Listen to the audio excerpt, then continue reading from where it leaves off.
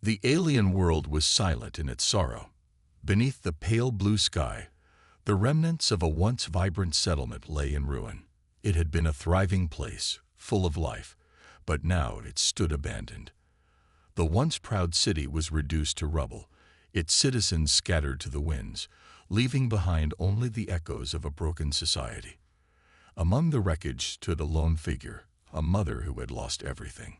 Her name was Alara, an alien woman with a soft, natural beauty and in skin the color of twilight, a pale blue mixed with hints of purple. She gazed out across the desolate land, her heart heavy with the weight of despair. Her people had abandoned her. She was worthless to them, just another outcast. They had told her so, their voices cold as they cast her aside, like an old, worn-out tool. She had tried to protect her children, tried to shield them from the harsh truths of their world, but now even they seemed to be losing hope.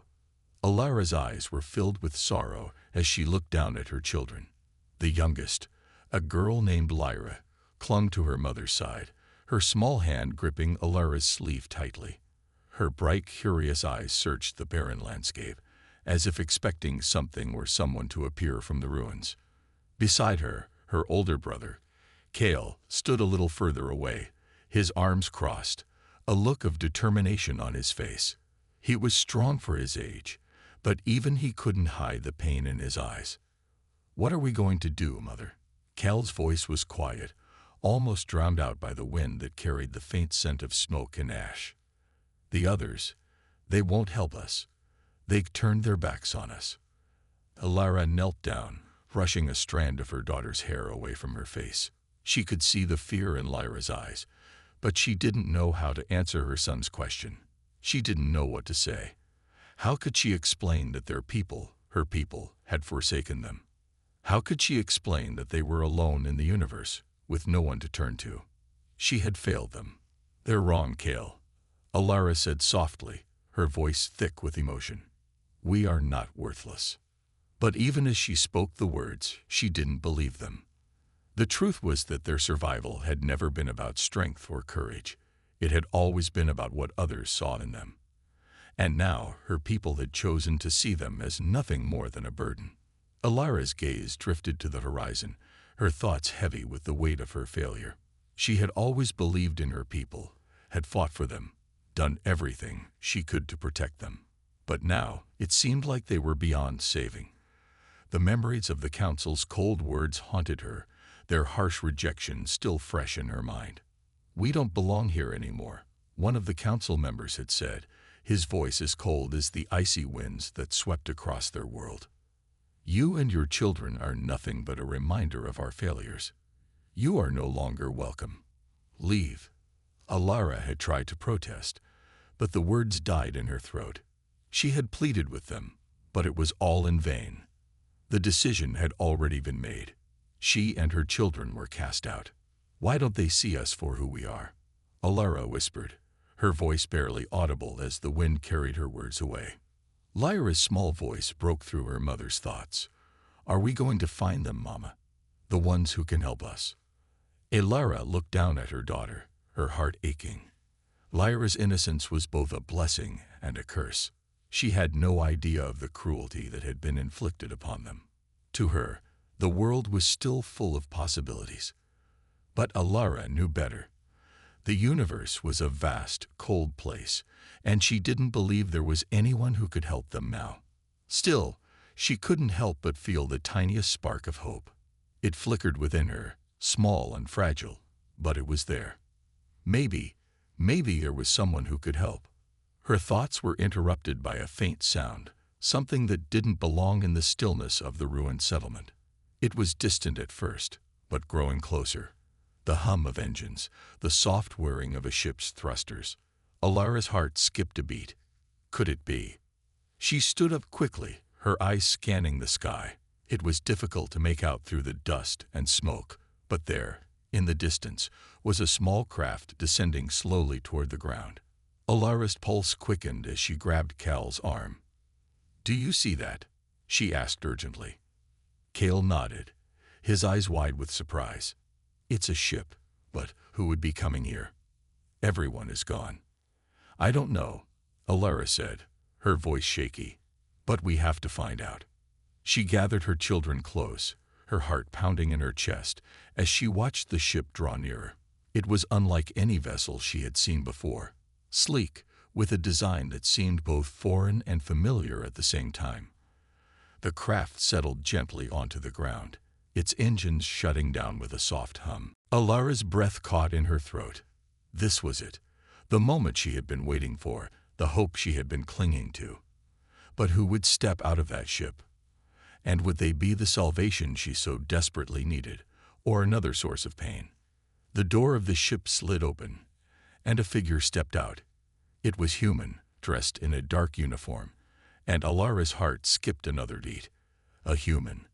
For a moment, Alara could only stare, uncertainty and wonder battling within her. Could this be the help she had been dreaming of? The human looked around, and their eyes locked on hers. His voice was calm, but filled with purpose. I'm here to help. Alara's heart raced as the human stepped from the ship. His uniform was dark, sleek, and adorned with unfamiliar markings, but there was a calmness about him that eased the tension in the air. The ship's engines had powered down completely, leaving only the sounds of the wind and the distant crackling of fire from the remnants of the settlement. For a moment, it felt as though the world had stopped. Everything hung on the edge of this uncertain meeting. Alara stood frozen, her gaze locked on the human. He wasn't like the others, those who had turned their backs on her and her children. He was different, but how? Could he really be here to help them? Kale, standing beside his mother, was the first to break the silence. Who are you? He called out, his voice steady but full of curiosity. He had always been the protector, the one who kept an eye out for danger, even when there was none to be seen. His instincts told him this human was important. The human paused for a moment before speaking, his voice carrying across the wind. I'm Sergeant Marcus. I've come to help, he said. There was a weight to his words, an assurance that made Alara's pulse quicken with both hope and doubt. Alara's heart felt heavy as she took a cautious step forward. She glanced at her children, both of whom were looking at the stranger with wide eyes, their faces filled with wonder and fear. She could feel the weight of their expectations, the faint hope that someone would finally help them. She had no idea who this man was or what his intentions were, but his presence had already sparked something inside her, a flicker of hope. What do you want from us? Alara asked, her voice trembling slightly. She hadn't meant to sound so unsure, but after everything that had happened, she couldn't help herself. She had been abandoned by her own people, and now this human appeared out of nowhere. Could she trust him? Sergeant Marcus looked at her, his expression softening. Nothing. I'm here because your people sent out a distress signal. Someone had to answer it, he said, his gaze shifting from Alara to her children, then back to her. I came because I believe in helping those who need it. You don't have to fear me. Alara felt a small shiver run through her, a mix of relief and uncertainty. The human didn't seem hostile. But could she trust him? His words were kind, but words could be deceiving. She had learned that lesson the hard way. Still, she found herself taking another step closer. How did you find us? She asked, her voice quiet but filled with curiosity. She had no idea how a human could have found them in this wasteland of a planet, especially after everything had been wiped out. The soldier's face softened, and he gave a small shrug. We monitor all communications across the galaxy. When I saw your signal, I knew I had to respond. Your distress call was unlike any I've ever seen before, he explained. It wasn't just a plea for help. It was a cry for survival. I knew you were in trouble. Alara's breath caught in her throat. A cry for survival. That was exactly what she had been doing all this time. She had been trying to survive for her children, trying to hold on to the fragile hope that someone, anyone, would come to their aid. But we're not part of any human alliance, she said cautiously. Why would you help us? We've been abandoned by our own people. Why would you care about us? Sergeant Marcus took a deep breath, as though weighing his words carefully. Because, where I come from, we don't turn our backs on people in need, no matter who they are, no matter where they come from. He paused, his eyes meeting hers. I understand that you might not trust me, but I promise you, I'm here to help. I've seen what happens when people are abandoned. It's not something I can ignore. Alara's heart clenched at his words. She wanted to believe him. She needed to believe him. But the hurt from the rejection of her own people was still so fresh, so raw. She could hear their voices in her head, telling her she was worthless. She could still see their faces, cold and indifferent. The pain of being cast aside was still with her, and she wasn't sure if she could trust this human to be any different. Can we trust you? Kale asked, stepping forward. I'm sure you've done everything you could, Marcus said, his tone gentle. But you're not alone anymore. I'm here, and I'm not going anywhere. Alara met his gaze, her heart pounding in her chest. She wanted to believe him. Truly, she did. But it was hard. She had spent too many years being let down, too many years trusting people who only turned their backs when she needed them most. How could she trust that this human, this stranger, would be different? Why? She asked, her voice trembling slightly. Why are you doing this for us? What's in it for you? Marcus was silent for a moment, as if considering her question carefully. Then he spoke, his voice steady but tinged with emotion. Because I believe in helping those who need it. I believe in standing up for people who've been left behind, people who don't deserve to be forgotten. He paused and looked down at his hands, as if gathering his thoughts. Where I come from, we take care of each other. We don't turn away from those who are struggling. Alara's chest tightened at his words. For so long, she had believed that her people were the only ones who truly understood what it meant to fight for survival, to protect what mattered. But hearing Marcus speak, hearing the sincerity in his voice, made her wonder. Maybe there was more to this universe than she had thought. Maybe there were others out there who still cared. I'm afraid, she admitted, her voice barely a whisper. I'm afraid of hoping again, only to be let down. I've been so afraid of losing my children, of losing myself. I don't know how to trust anymore. Marcus reached out, placing a hand gently on her shoulder. It was a simple gesture, but it felt like a lifeline. You don't have to do it alone, he said softly. You have me, and you have your children. We'll get through this together. Alara's breath caught in her throat. For the first time in what felt like forever, she allowed herself to lean into the hope he offered. It wasn't much yet, but it was enough to begin with. She didn't know what the future held, but maybe, just maybe, it wasn't as hopeless as she had once believed. As the stars began to twinkle in the sky above them, Alara sat in silence, feeling the warmth of Marcus's presence beside her. She wasn't sure what came next, but for the first time in a long while, she allowed herself to imagine a future where they weren't alone, where they could rebuild together. It was a fragile hope, but it was a hope, nonetheless. The days following Marcus's arrival were filled with both hope and tension. The repairs to their shelter were slowly taking shape, thanks to the supplies and tools Marcus had brought. Alara watched as he worked tirelessly alongside her children, fixing the walls and clearing debris, and for the first time in a long while, a sense of normalcy began to return. The broken pieces of their lives were slowly being pieced together, like fragments of a shattered mirror, each one reflecting a glimmer of something better. But despite the work, a deep unease lingered in Alara's chest. She hadn't fully let go of the fear that Marcus might leave them, just as others had done in the past. She couldn't shake the doubt that had been planted deep inside her. A doubt that told her she wasn't worth saving, that she and her children were just burdens to anyone who dared to help. It was a fear that gnawed at her as she watched Marcus and her children. The children were beginning to open up to him, their once guarded smiles now more frequent. Lyra, in particular, was drawn to him like a moth to a flame.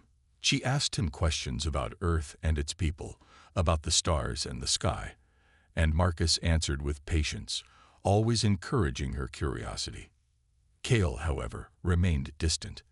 His protective instincts never wavered, and he watched Marcus with a wariness that Alara had come to expect. But even Kel couldn't ignore the kindness in Marcus's actions. There was something in the way the human treated them that softened the edge of Kel's usual skepticism. Still, Kel wasn't ready to trust him completely. Not yet. Alara knew this, knew it was just a matter of time before the doubts crept in. And when they did, she would have to face them head-on. One afternoon, as the sun began to dip low on the horizon, casting long shadows across the landscape, a group of figures appeared on the distant ridge. Alara's heart sank as she recognized them immediately. Members of her own people, the very same ones who had rejected her and cast her aside. The group moved toward them slowly, and Alara felt her throat tighten. She had known this moment would come, but she had hoped it wouldn't come so soon. The memories of their cruel words, the coldness in their voices, rushed back to her. "Do you think they will help us?" Lyra asked, her voice small and full of uncertainty. Alara didn't know how to answer her daughter. She wanted to believe they had come to make amends, but deep down, she knew better. These were the same people who had told her she was worthless, who had abandoned her and her children when they needed help the most. Marcus stood by her side, sensing her unease. "You don't have to face them alone," he said softly. His voice was reassuring, but Alara could hear the tension in it as well. He, too, knew how painful this moment would be. The group reached them at last. The leader of the group, a tall alien male with silver-gray skin and sharp features, stepped forward. His eyes briefly flicked over Alara before turning to Marcus, his expression unreadable. "So you've come to help the outcasts, human." The leader's voice was cold, sharp. "Do you know what you're doing? This is a fool's errand." Alara felt her heart tighten in her chest. She wanted to speak, to defend herself and her children, but the words were stuck in her throat. Instead, she stood silently, her gaze fixed on the leader, trying to hold on to the small sliver of hope that still remained. Marcus didn't flinch. He stood tall and met the leader's gaze without hesitation. "I came to help," he said firmly. "Your people sent out a distress signal, and I responded. I don't care about your politics or your past grievances. I care about helping these people, and I'll do whatever it takes to make sure they survive." The leader's eyes narrowed. "You're wasting your time. She and her children are nothing but a reminder of our failures. They are an embarrassment to our people." Alara flinched at his words, feeling the sting of the rejection all over again. She had hoped that perhaps her people would see the value in her and her children, but instead, they saw only weakness. She felt a wave of anger and shame wash over her. But Marcus wasn't done. "You don't get to decide their worth." "No one does," he said, his voice low but full of authority. "They have just as much right to survive and rebuild as anyone else, and I'm not going to let you dictate their future." For a long moment, the leader didn't speak. His eyes flicked between Marcus and Alara, clearly weighing his options. Then, with a grunt of frustration, he turned on his heel. "We will not waste further resources on this," he said coldly. "You're on your own. And if you continue to protect them, you will be considered an enemy of our people." Without another word, the leader and his group turned and walked away, disappearing into the distance. Alara stood in stunned silence. The pain of their rejection hit her like a tidal wave, but something else lingered within her as well, something she hadn't expected. A sense of defiance. She wasn't worthless, she wasn't a failure, and neither were her children. As the group disappeared from view, Marcus placed a hand gently on her shoulder. "You don't have to let them define you," he said softly. "You and your children have worth, and I see it. I won't let anyone take that away from you." Alara's eyes filled with tears, but she held them back. She had always been strong for her children, had always tried to protect them. And now, with Marcus by her side, she realized that strength didn't have to come from carrying the weight alone. She didn't have to face this world on her own. For the first time in years, she allowed herself to hope. Days turned into weeks, and despite the lingering fear of abandonment, Alara found herself growing more and more at ease with Marcus. The unease that once clung to her like a shadow was slowly being replaced by something else. Trust. It was fragile, like a delicate flower, but it was growing. The repairs to their shelter were nearly finished, and Alara couldn't help but feel a sense of accomplishment. They had worked together to make it sturdy, a home where they could start anew. Her children had started to smile more, the weight of their fear lifting little by little. Lyra had begun to sing again, her soft voice echoing in the quiet of the evening. It was a sound Alara had almost forgotten, and hearing it brought tears to her eyes. Cale, though still distant, seemed to be warming to Marcus. The human had a way of speaking to him, a calm assurance that Cal couldn't ignore. Marcus had never treated him like a child, always valuing his opinions and letting him help when he could. It was something Cal had never experienced from their own people. The humans didn't look at him with pity. Instead, they saw him as strong, as capable. Alara noticed the change in her son. He was still cautious, but there was a quiet pride in the way he carried himself now. It was as though the weight of rejection had been lightened, and in its place, a new sense of hope was emerging. One evening, as the sun dipped below the horizon, Marcus and Alara sat on the steps outside their newly built shelter. The day had been long, filled with work, but now there was peace.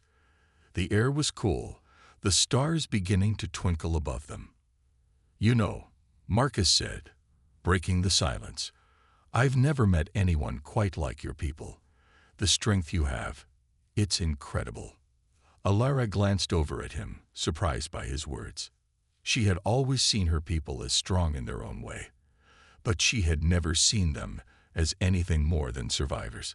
People who fought because they had to, not because they chose to. But hearing Marcus speak about them made her reconsider her own view of her people and of herself. "We don't always choose to be strong," she said softly, her voice carrying the weight of the experiences she had endured. "Sometimes, you just have to keep going, even when you don't know why. You fight because you have no other choice." Marcus nodded, his expression thoughtful. "That's strength, Alara. The ability to keep going even when everything seems impossible. Not everyone has that." Alara didn't know how to respond. She had never thought of herself as strong, but maybe, just maybe, Marcus was right. Maybe there was more to her than she had ever allowed herself to see. She looked over at Kel, who was sitting on the other side of the shelter, his back to them, as he stared off into the distance. He looked so much like his father in that moment, strong, determined, and unyielding. Alara felt a surge of love for him, a fierce protectiveness that she had always carried in her heart.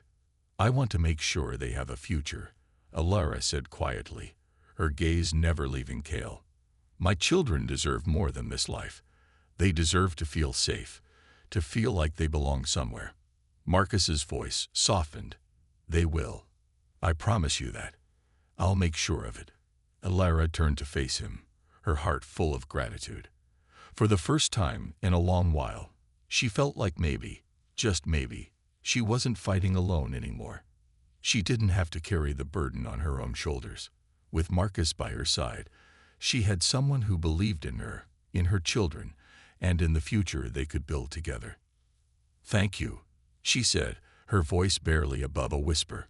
"I don't know what I would have done without you." Marcus smiled, but there was a hint of sadness in his eyes. "I'm not doing this for thanks. I'm doing this because it's the right thing to do. Because everyone deserves a chance, even when it seems like the world has forgotten them." The words hung in the air between them, heavy with meaning. Alara felt her heart swell with a mixture of emotions, grief for all they had lost, but also a deep sense of relief. Maybe, just maybe, things could get better. Later that evening, as the stars sparkled above and the world settled into a quiet lull, Cale approached them. He hesitated for a moment before sitting down beside his mother. Alara looked at him, noticing the change in his expression. It was subtle, but it was there, a small shift in his demeanor. He was starting to trust again. "I'm sorry, Mom," Cale said softly.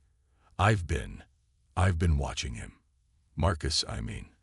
I didn't think we could trust him, but now. He paused, looking down at his hands. He's different. I can see it. Alara placed a hand on her son's shoulder, offering him a reassuring smile. I know. I see it too.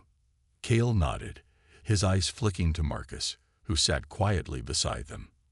The three of them, Alara, Cale, and Marcus, sat together in the stillness of the evening, the weight of the past slowly lifting as they shared this moment of peace. For the first time in what felt like forever, Alara allowed herself to believe in the future. The future for her children, for herself, and for the human who had come into their lives at the right moment. I think we can make it, Mom, Cale said, his voice filled with a quiet certainty. With Marcus, we have a chance. A real chance. Alara nodded, her heart swelling with pride. She had always believed that the love for her children was enough to get them through anything.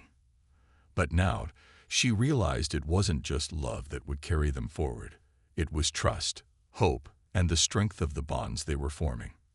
We will, she whispered, looking up at the stars. We will. And for the first time in a long time, Alara truly believed it.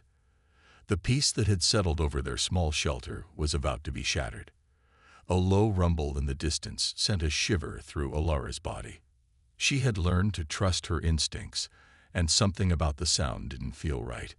It wasn't just the usual quiet hum of wind and dust. This was different. This was the sound of something approaching. Something big. Alara's heart raced. She turned to Marcus, who was already on his feet, his sharp eyes scanning the horizon. He had sensed it too. It's them, he said quietly.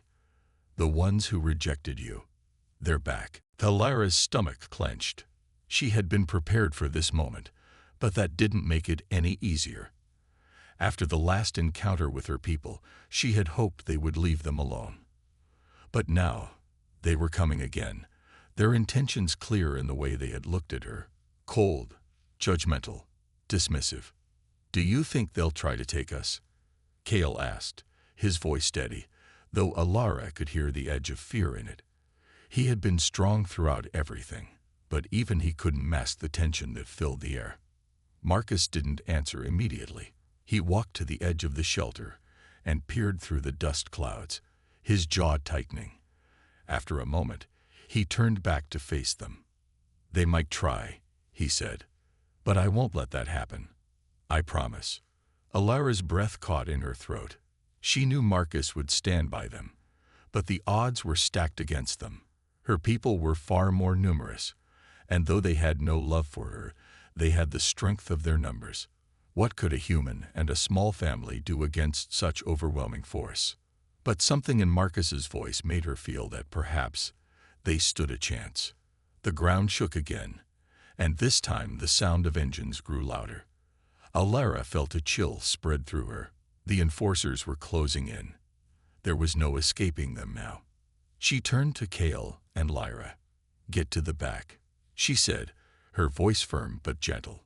Stay there. No matter what happens, stay hidden. Cal's eyes locked onto hers, full of concern. What if they come for us? They won't, she said, her voice more certain than she felt. Just stay out of sight. I need you to trust me. Cale hesitated, but then nodded. Lyra clung to her side, her small hand gripping Alara's tightly. Alara stroked her daughter's hair, trying to calm her own nerves. It was impossible to explain to her child the danger they were in, but she had to trust that Marcus's promise meant something. They had to believe in each other, for the sake of their future. Alara stood tall as the sound of engines grew deafening. Marcus stood beside her, his eyes narrowing as he prepared for what was to come. The tension in the air was thick enough to cut with a knife. Moments later, a procession of ships appeared in the distance, their dark shapes growing larger as they approached. Alara's heart sank as she recognized the familiar insignia on the ships, the sign of the council. Her people had come for her again. The ships landed in a neat formation, their engines powering down with a low hum. From the first ship, the leader of the enforcers stepped out. His sharp features were set in a permanent scowl, his eyes scanning the area like a predator looking for its prey. Alara's stomach churned. This was the same man who had condemned her, the one who had called her worthless. "I see you found a human to help you." The leader's voice was cold and biting. How quaint. Marcus stepped forward, standing tall despite the overwhelming number of enforcers. His voice was calm, but there was a fire in it that Alara admired. "I didn't come here to start a fight, but I will protect them. If you want to take them, you'll have to go through me." The leader scoffed, his eyes flicking dismissively over Marcus. You? You think you can stop us?" His gaze shifted back to Alara, and his lips curled into a sneer.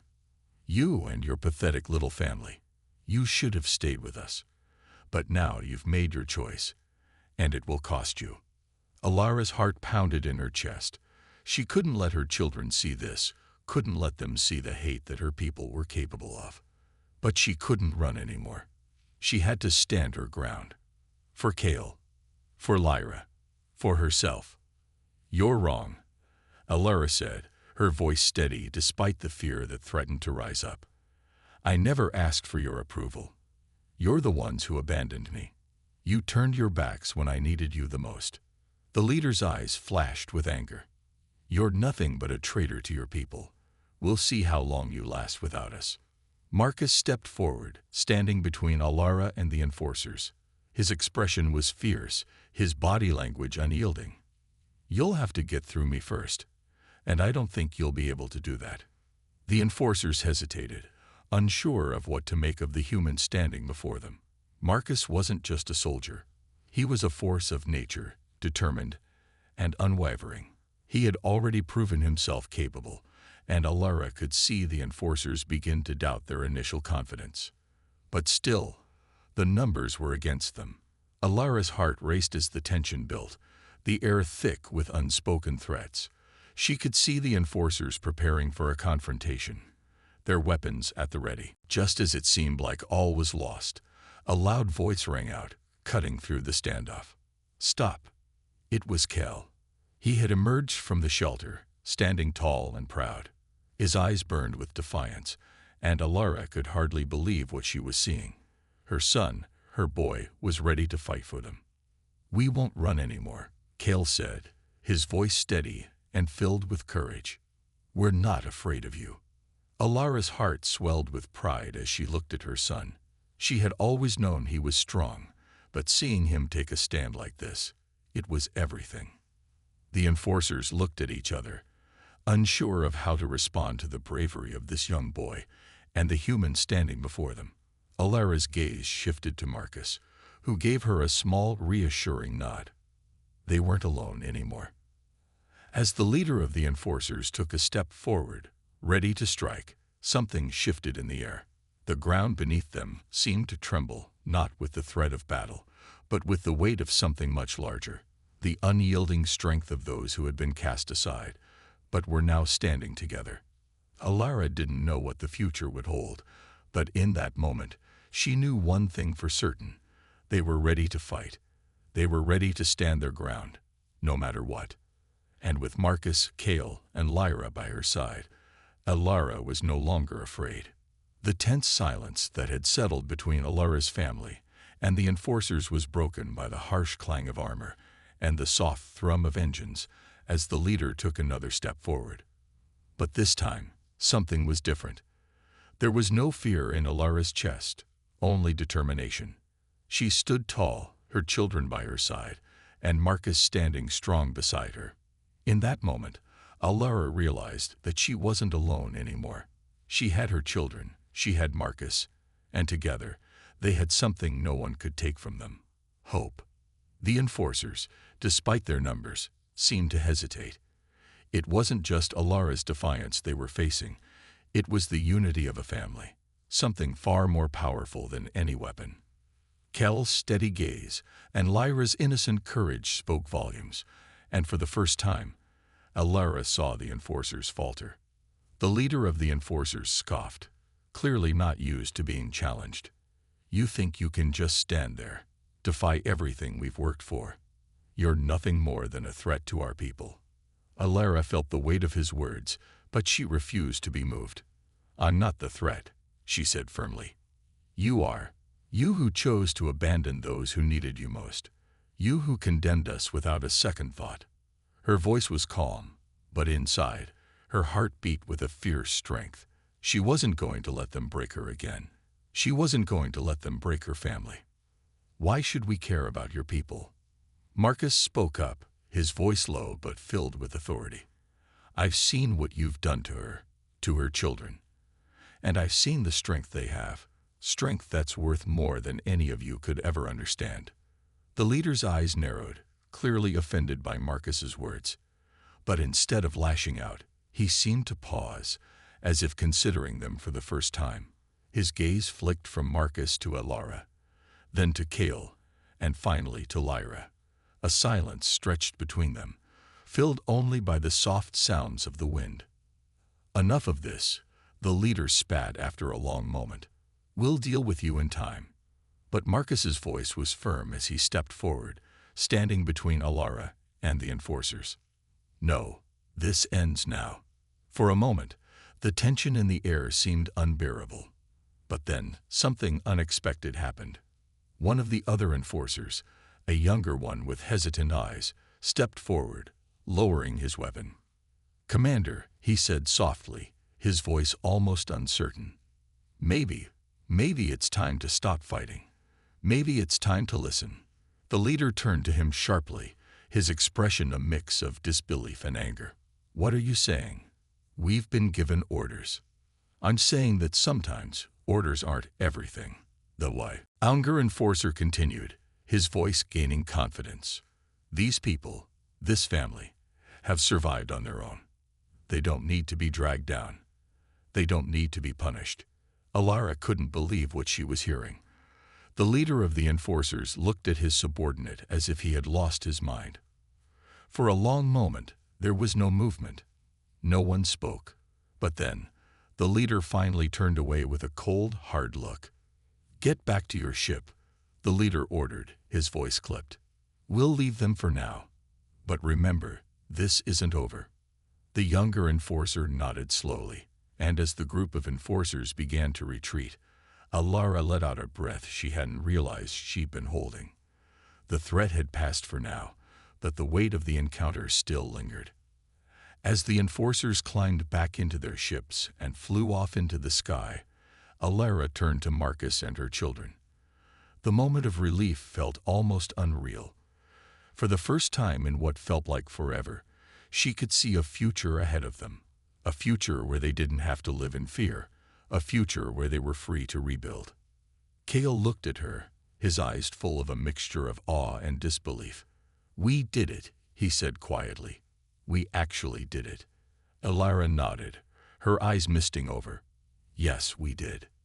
Lyra, who had been holding her breath the entire time, let out a small giggle, and Alara couldn't help but smile at her.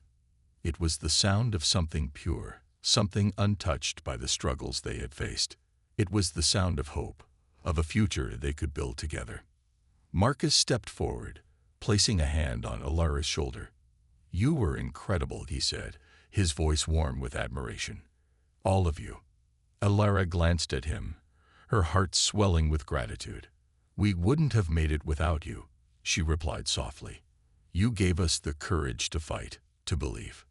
Marcus smiled, his eyes soft. I just gave you the chance. You did the rest. And in that moment, Alara realized something she had never fully understood before. Hope wasn't just something you waited for. It was something you fought for. It was something you built, piece by piece, even when it seemed impossible. The world had tried to break them. Her people had abandoned her. The galaxy had turned its back. But in the end, it was their strength, their unity, and their refusal to give up that had saved them. Together, they had found a future where they were no longer powerless, no longer victims of the cruelty of others. They were survivors, and they were stronger than ever before. As the stars began to twinkle brightly above them, Alara looked at her children, at Marcus, and felt a surge of love so powerful it made her chest ache. They were free. They were together, and nothing, no one, could take that away from them. "We're going to be okay," she whispered, more to herself than anyone else. "We're going to make it." And for the first time, Alara truly believed it.